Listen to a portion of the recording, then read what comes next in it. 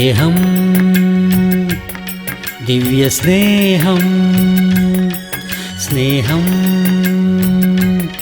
ദിവ്യസ്നേഹം. യാക്കോബിന്റെ ലേഖനം 5-ാമത്തെ അധ്യായം 14-ാം വാക്യം മുതൽ വായിക്കുകയാണ്. ബൈബിൾ കൊണ്ടുവന്ന ആളുകൾ അത് നോക്കുക, അല്ലാത്ത ആളുകൾ ശ്രദ്ധിക്കുക. നിങ്ങളിൽ ദീനമായി കിടക്കുന്നവൻ, നിങ്ങൾക്ക് എന്തെങ്കിലും രോഗമുണ്ടോ?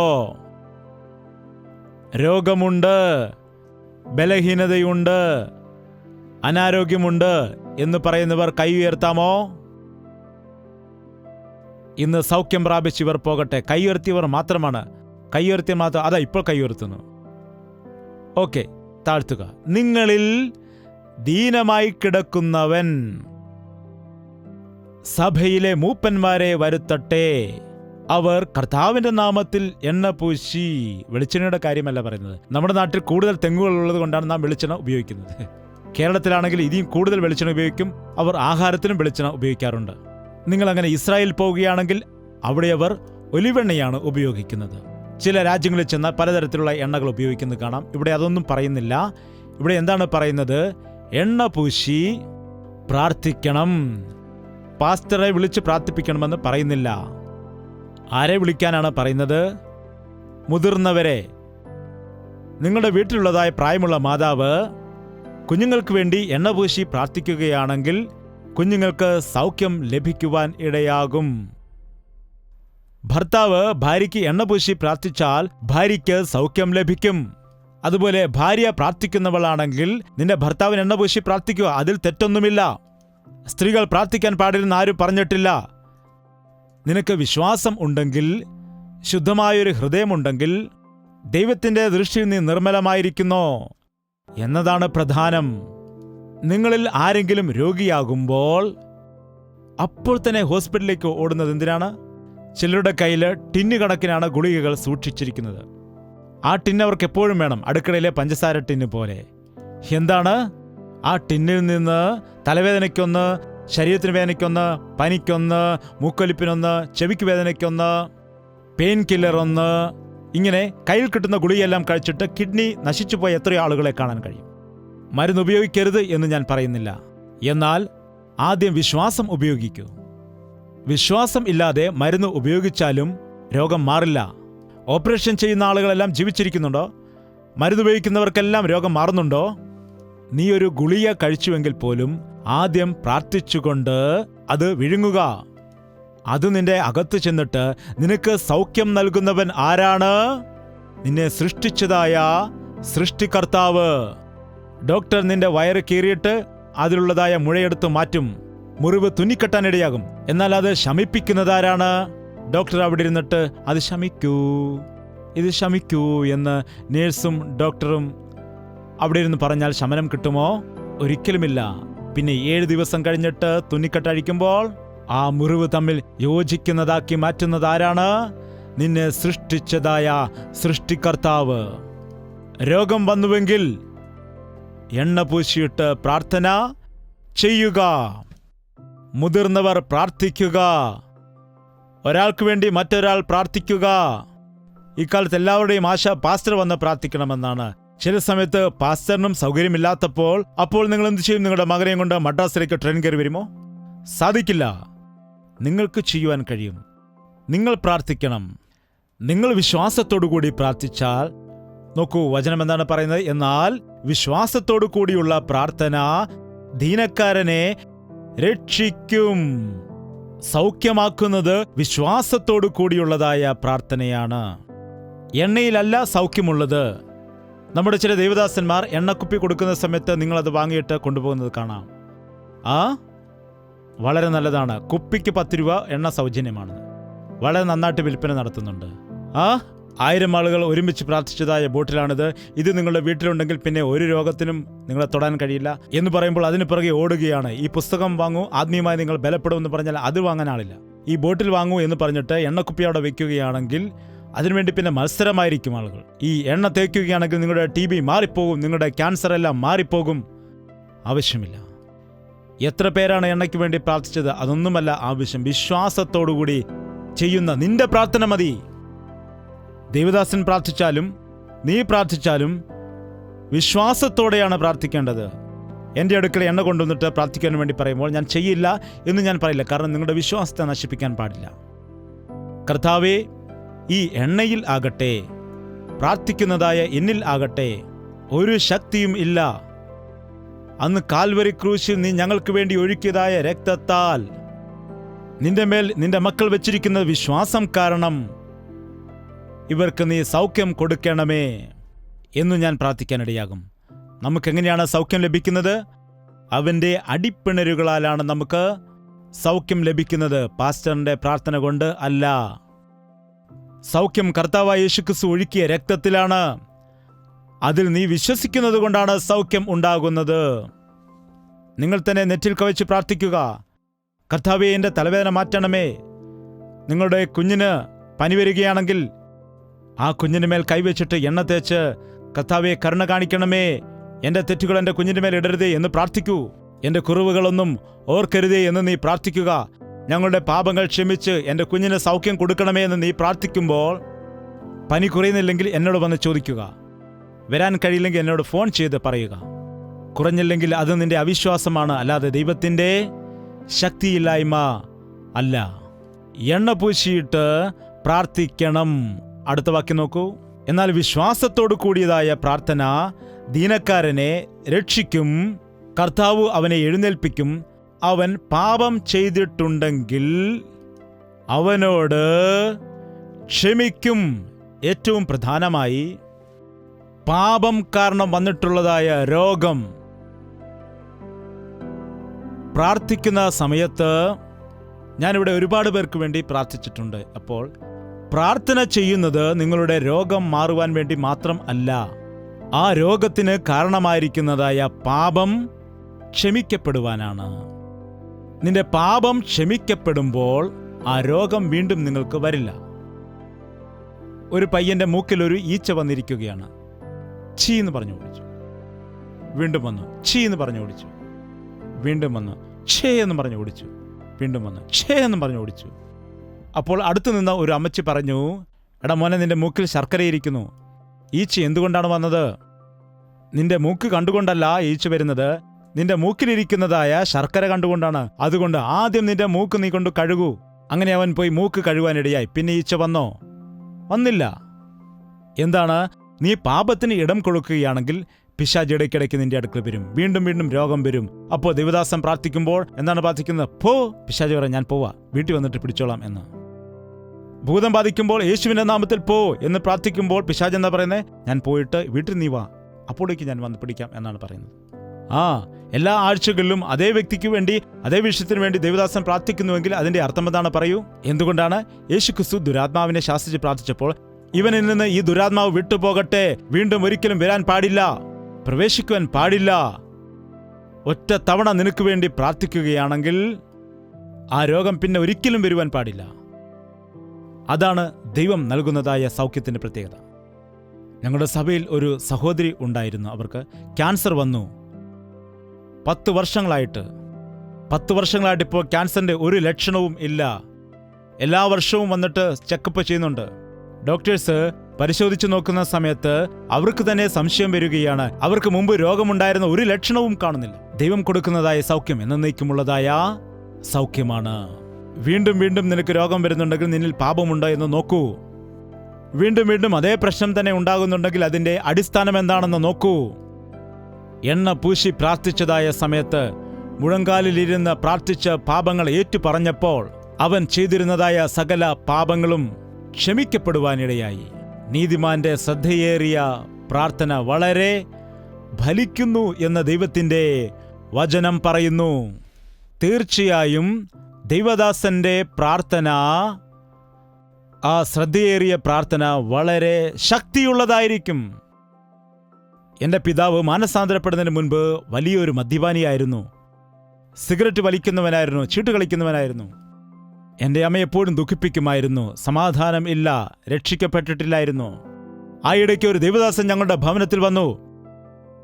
എൻ്റെ പിതാവ് സമാധാനമില്ലാതെ ആത്മഹത്യ ചെയ്യുവാൻ തീരുമാനിച്ച സമയം ആ ദൈവദാസൻ ഞങ്ങളുടെ ഭവനത്തിൽ വന്ന് അദ്ദേഹത്തിന് സമയമില്ലാതിരുന്നിട്ടും ഞങ്ങളുടെ അപേക്ഷ സ്വീകരിച്ച് ഞങ്ങളുടെ ഭവനത്തിൽ വന്നപ്പോൾ അദ്ദേഹം ഒറ്റക്കാൽ മടക്കി മുഴങ്കാൽ മടക്കി പ്രാർത്ഥിച്ചു.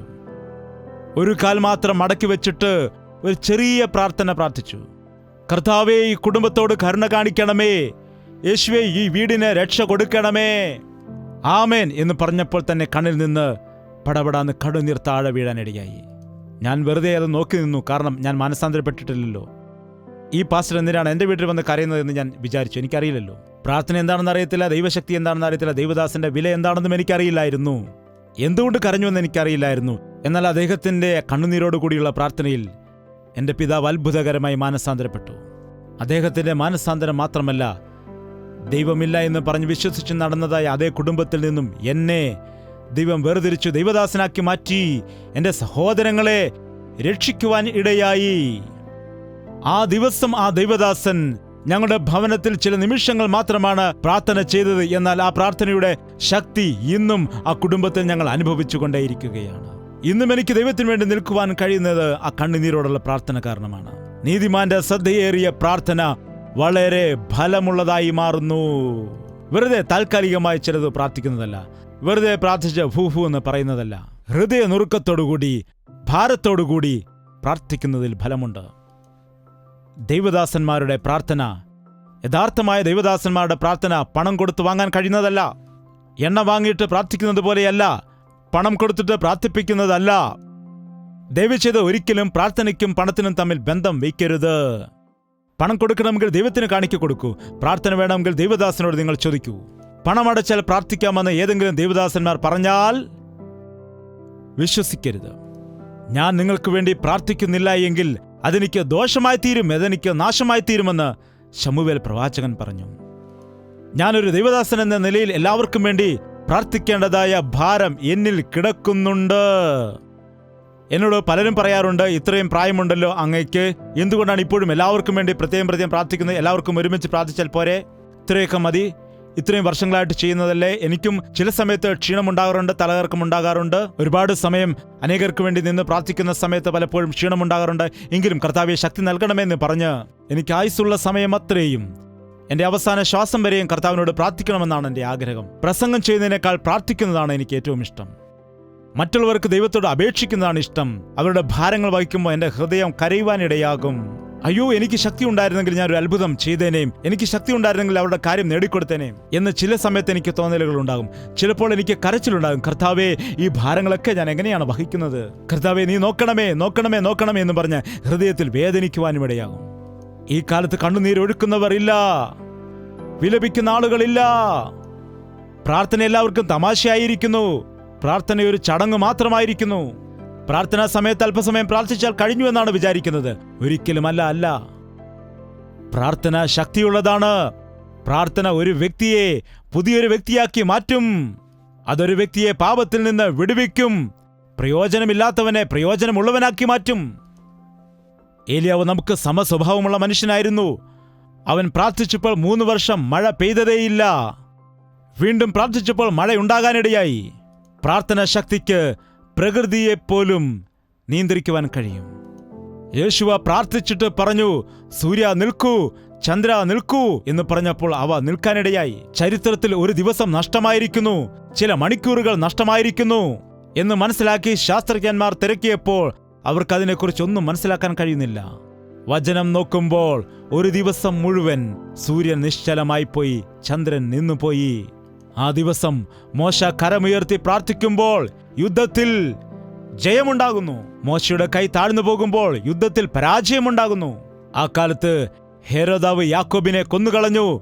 പത്രോസിനെ കൊല്ലുവാൻ വേണ്ടി തടവറയിലാക്കിയിരിക്കുന്നു. അവനെ കാരാഗൃഹത്തിൽ അടച്ചിട്ട സമയത്ത് സഭ എന്താണ് ചെയ്തത്? സഭ ശ്രദ്ധയോടുകൂടി പ്രാർത്ഥിച്ചപ്പോൾ ദൈവം തന്റെ ദൂതനെ അയച്ച് കാരാഗൃഹത്തിൽ നിന്ന് പത്രോസിനെ വിടുവിച്ചെടുത്തുകൊണ്ട് ഭവനത്തിലേക്ക് കൊണ്ടുവരാനിടയെ. അതേ ദൈവമാകുന്നു നമ്മുടെ ദൈവം. പ്രാർത്ഥനയുടെ ശക്തി അറിയാത്തവരായി നാം മനുഷ്യരിൽ ആശ്രയിക്കുന്നു. മുഴങ്കാൽ മടക്കിയാലുള്ളതായ ബലം, മുഴങ്കാൽ മടക്കി പ്രാർത്ഥിക്കുമ്പോൾ കിട്ടുന്നതായ ഫലം എത്ര വലുതാണെന്ന് നീ മനസ്സിലാക്കിയാൽ നീ രക്ഷിക്കപ്പെടും. നിന്റെ കുടുംബക്കാരും രക്ഷപ്പെടും. നിന്റെ സമൂഹത്തിന് നീ ഒരു അനുഗ്രഹ വിഷയമായി മാറുവാൻ ഇടയാകും. നീതിമാന്റെ ശ്രദ്ധയോടുള്ളതായ പ്രാർത്ഥന വളരെ ഫലിക്കുന്നു. എന്നാൽ ഒരു ദൈവദാസൻ എല്ലാവർക്കും വേണ്ടി പ്രാർത്ഥിക്കുന്നത് എങ്ങനെയാണ്? അതാണ് ഇവിടെ ഒരു വചനം പറയുന്നത്. നോക്കുക, 16-ാമത്തെ വാക്യം. നിങ്ങളുടെ തെറ്റുകൾ ഒരാൾ മറ്റൊരാളോട് ഏറ്റുപറയുക, ഒരാൾക്ക് വേണ്ടി മറ്റൊരാൾ പ്രാർത്ഥിക്കുക. ഞങ്ങളുടെ സഭയിൽ ഞങ്ങൾ പഠിപ്പിക്കുന്നത് ഇതാണ്. വിശ്വാസികളെല്ലാം കരം കോർത്ത്, ഈ 2 പേർ കരം കോർത്ത് പരസ്പരം വിഷയങ്ങൾക്ക് വേണ്ടി പ്രാർത്ഥിക്കാനിടയാകും. ഒരാളുടെ ഭാരം മറ്റൊരാൾ വഹിച്ച് ഒരാൾക്ക് വേണ്ടി മറ്റൊരാൾ പ്രാർത്ഥിക്കുന്നതായ സമയത്ത് ദൈവത്തിൻ്റെ പ്രവൃത്തികൾ നടക്കും. പ്രാർത്ഥന അറിയാത്തവർക്ക് പഠിക്കുവാനും അവസരം ലഭിക്കും. മറുവശത്തുള്ള വ്യക്തി പ്രാർത്ഥിക്കുമ്പോൾ എനിക്ക് ഒരുപാട് പ്രശ്നങ്ങളുണ്ടെന്ന് വിചാരിക്കുന്നവൻ, അയ്യോ എന്നേക്കാൾ കൂടുതൽ ഭാരം ഇവനുണ്ട് എന്ന് പറഞ്ഞ് കൃതജ്ഞതയോടുകൂടി ദൈവസന്നിധിയിൽ അവർ ഒരുമിച്ച് പ്രാർത്ഥിച്ചിട്ട് വിടുതൽ പ്രാപിക്കുവാനും ഇടയാകും. ഭാര്യയും ഭർത്താവും ഒരുമിച്ച് പ്രാർത്ഥിക്കുക. മക്കളോട് ചേർന്ന് നിങ്ങൾ പ്രാർത്ഥിക്കുക. എപ്പോഴും ദൈവദാസനെ ഫോൺ ചെയ്ത് പറയേണ്ട കാര്യം ഇല്ല. ആർക്കെങ്കിലും ഫോൺ ചെയ്തിട്ട് പ്രാർത്ഥിക്കാൻ വേണ്ടി അപേക്ഷിക്കേണ്ട കാര്യമില്ല. നീ വിശ്വാസിയാണെങ്കിൽ, നീ അവിശ്വാസിയാണെങ്കിൽ, നിനക്ക് പ്രാർത്ഥിക്കുവാൻ അറിയില്ല എങ്കിൽ തീർച്ചയായും ദൈവദാസന്മാരുടെ പ്രാർത്ഥന നിനക്ക് ആവശ്യമാണ്. എന്നാൽ നീ രക്ഷിക്കപ്പെട്ടതിന് ശേഷം നിനക്കും പ്രാർത്ഥിക്കുവാൻ കഴിയും. നീയും എണ്ണ തേച്ച് പ്രാർത്ഥിക്കേണ്ടതാണ്. നീ മുഴങ്കാൽ മടക്കി കുട്ടികൾക്ക് വേണ്ടി പ്രാർത്ഥിക്കണം. നീ മുഴങ്കാൽ മടക്കി പ്രാർത്ഥിക്കുമ്പോൾ സ്വർഗത്തിന്റെ ശക്തി ഇറങ്ങി വരുവാൻ ഇടയാകും. ഇവ രണ്ടും ശീലിക്കണം. 1 പ്രാർത്ഥിക്കുന്നത്, 2 കർത്താവിൽ സന്തോഷിക്കുന്നത്, പാട്ടുകൾ പാടുന്നത്, അവനെ സ്തുതിക്കുന്നത്, അവനെ മഹത്വപ്പെടുത്തുന്നത്. എപ്പോഴാണോ നീ കർത്താവിനെ സ്തുതിച്ചുകൊണ്ടിരിക്കുന്നത്, അപ്പോൾ നിന്നിലുള്ള ടെൻഷനെല്ലാം മാറും. നിന്റെ ശരീരത്തിലുള്ളതായ എല്ലാ സമ്മർദ്ദങ്ങളും മാറുവാനിടയാകും.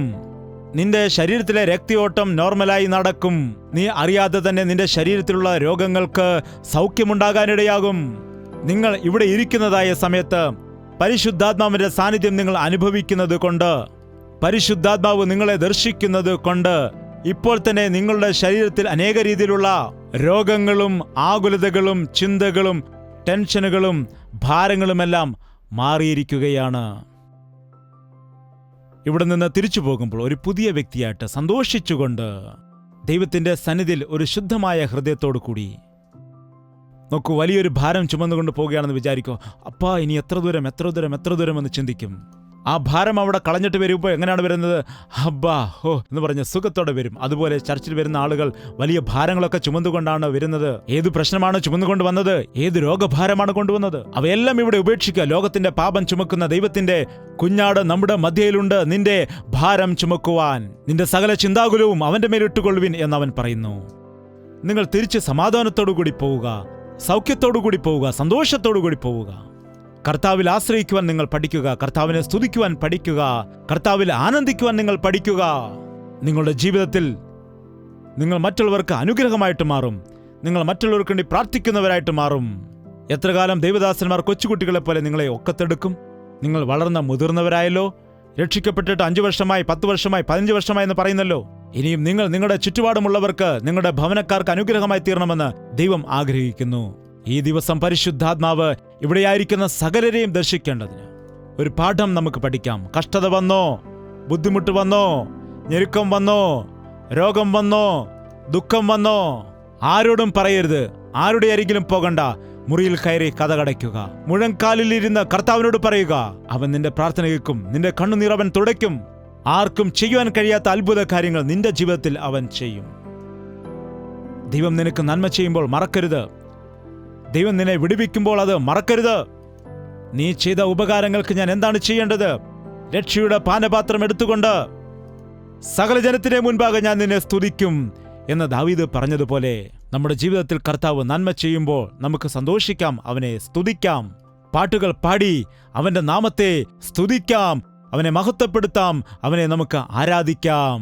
അപ്പോൾ നിങ്ങളുടെ ജീവിതത്തിൽ എല്ലായ്പ്പോഴും മറ്റൊരാളിൽ ആശ്രയിച്ചു കൊണ്ടുള്ളതായ ജീവിതത്തിന് പകരം നിന്റെ കർത്താവിന്റെ കരം പിടിച്ച് സന്തോഷത്തോടെ മുൻപോട്ട് പോകുന്ന അനുഭവമുള്ള വിശ്വാസമുള്ളതായ ജീവിതത്തെ അനുഭവിക്കുവാൻ കഴിയും. ആ ഒരു ജീവിതം എല്ലാവർക്കും കർത്താവ് നൽകുമാറാകട്ടെ. എല്ലാവർക്കും എഴുന്നേറ്റ് നിൽക്കാം, നമുക്ക് പ്രാർത്ഥിക്കാം. എത്ര കാലം ഈ കഷ്ടത അനുഭവിക്കണം? എത്ര കാലം ഈ നിന്ദ അനുഭവിക്കണം? എത്ര കാലം ഈ അപമാനങ്ങൾ സഹിക്കണം? എത്ര കാലം ഈ രോഗങ്ങൾ സഹിക്കണമെന്ന് നിന്റെ ഹൃദയത്തിൽ ചിന്തിച്ചുകൊണ്ട് നീ വന്നിരിക്കുന്നുവെങ്കിൽ, നിന്നെ സൗഖ്യമാക്കുന്ന യഹോവ ഞാനാകുന്നു എന്ന് പറഞ്ഞതായ കർത്താവ് ഈ ദിവസം നിന്റെ രോഗത്തിൽ നിന്ന് വിടുതൽ നൽകി, നിന്റെ സങ്കടങ്ങളെയെല്ലാം മാറ്റി, നിന്റെ ജീവിതത്തിൽ ഒരു മാറ്റം വരുത്തി, പുതിയ ഒരു ജീവിതത്തെ, പുതിയ ഒരു സ്വഭാവത്തെ ദൈവം നിനക്ക് നൽകുകയാണ്. വിശ്വസ്തനായ ദൈവമേ, സൗഖ്യമാക്കുന്ന യഹോവേ, ജയം നൽകുന്നതായ കർത്താവേ, എൻ്റെ പ്രശ്നം ഇന്നതാണ്, എൻ്റെ രോഗം ഇന്നതാണ്, എൻ്റെ ബുദ്ധിമുട്ട് ഇന്നതാണ്, എൻ്റെ ആവശ്യങ്ങൾ ഇന്നതാണ് എന്ന് ആരൊക്കെയാണോ നിന്നോട് പ്രാർത്ഥിക്കുന്നത്, അവർക്ക് നീ വിടുതൽ നൽകണമേ കർത്താവേ. ഈ ദിവസം മുതൽ നിന്നോട് അപേക്ഷിക്കുന്നവരായിട്ട്, നിന്റെ സന്നിധിയിൽ ചിലവഴിക്കുന്നവരായിട്ട് ആകുവാൻ ഞങ്ങളെ എല്ലാവരെയും നീ സഹായിക്കണമേ. കഷ്ടത വന്നു എന്ന് പറഞ്ഞ് തകർന്നു പോകാതെ, ഞാൻ കഷ്ടതയിലായിരുന്നത് എനിക്ക് നന്നായെന്ന് പറയുവാൻ, അങ്ങനെ സാക്ഷ്യം പറയുവാൻ ഞങ്ങൾക്ക് സഹായം ചെയ്യണമേ. കഷ്ടതയിൽ കൂടി സഹിഷ്ണുതയെയും, കഷ്ടതയിൽ കൂടി വിശുദ്ധിയെയും, കഷ്ടതയിൽ കൂടി മറ്റനേകം വിഷയങ്ങളിൽ ഞങ്ങൾ യോഗ്യരായി തീരുവാൻ, കഷ്ടതയിലും നിന്നിൽ സന്തോഷിക്കുവാൻ ഞങ്ങൾക്കെല്ലാവർക്കും നീ സഹായം ചെയ്യണമേ. പാപത്താൽ വരുത്തിവെച്ച കഷ്ടതയിൽ, പാപത്താൽ വരുത്തിവെച്ച രോഗത്തിൽ ആരൊക്കെയാണോ ഈ ദിവസം ദുഃഖം അനുഭവിച്ചുകൊണ്ടിരിക്കുന്നത്, അങ്ങനെയുള്ളവരെ നസ്രയനായ യേശുക്രിസ്തുവിന്റെ നാമത്തിൽ വിടുവിക്കുകയാണ് കർത്താവേ.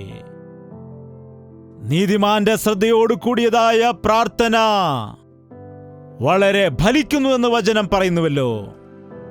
ഈ ദിവസം ഞങ്ങൾ ഒരുമിച്ച് ചെയ്യുന്നതായ പ്രാർത്ഥനയുടെ ശക്തി ഞങ്ങളുടെ ജീവിതത്തിൽ ഞങ്ങൾ ഒരിക്കലും പിന്മാറിപ്പോകാതെ നിന്റെ സാക്ഷികളായി ജീവിക്കുന്നതിന് കാരണമാക്കി മാറ്റണമേ.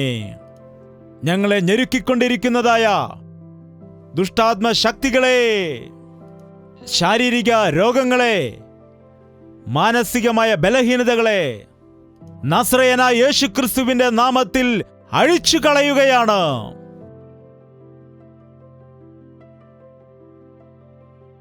ഞാൻ എൻ്റെ ഹിതമനുസരിച്ചുകൊണ്ട് നിന്റെ ദോഷങ്ങളെല്ലാം തുടച്ചു കളയുന്നു, പിന്നീട് ഒരിക്കലും ഞാനത് ഓർക്കുകയില്ല എന്ന വാഗ്ദാനത്തോടുകൂടി ഇവിടെ നിന്ന് കടന്നു പോകാൻ, ഞങ്ങളുടെ ശരീര രോഗത്തിൽ നിന്നുള്ളതായ സൗഖ്യം മാത്രമല്ലാതെ, ഒരുപക്ഷെ അവൻ പാപം ചെയ്തിരിക്കുന്നുണ്ട് എങ്കിൽ അവന്റെ പാപങ്ങൾ ക്ഷമിക്കപ്പെടും എന്നുള്ളതായ വചനം ഞങ്ങളുടെ ഓരോരുത്തരുടെയും ജീവിതത്തിൽ അക്ഷരാർത്ഥത്തിൽ നിറവേറുവാൻ സഹായിക്കണമേ കർത്താവേ.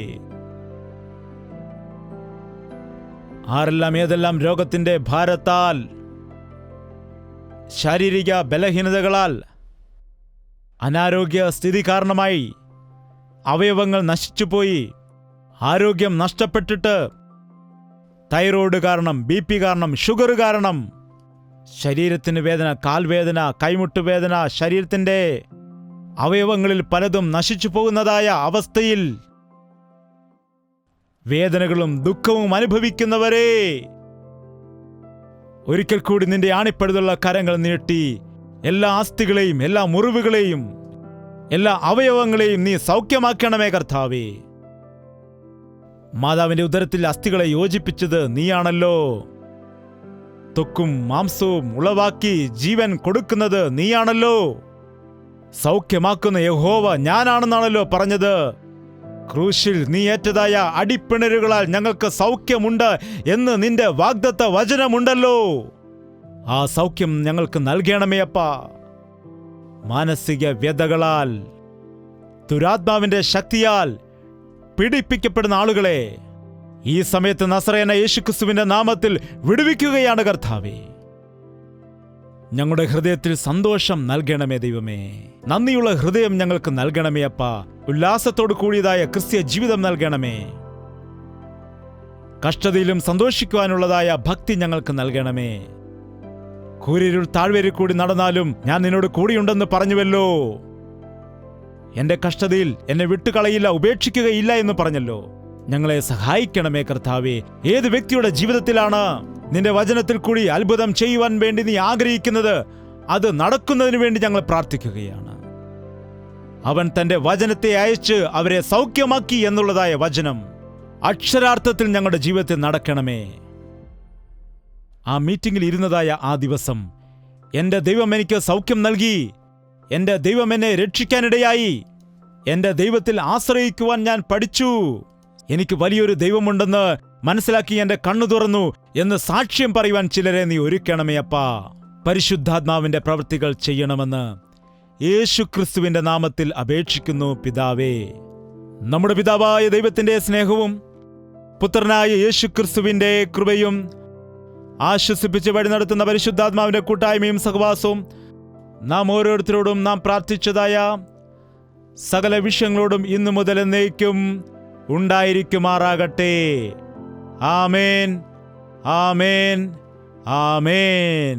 യേശുവേ യേശുവേ യേശുവേ യേശുവേ യേശുവേ യേശുവേ യേശുവേ യേശുവേ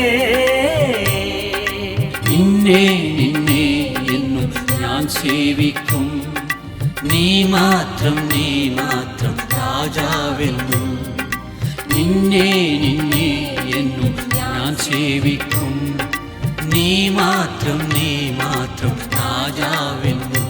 യേശുവേ യേശുവേ യേശുവേ യേശുവേ യേശുവേ യേശുവേ യേശുവേ യേശുവേ യേശുവേ യേശുവേ യേശുവേ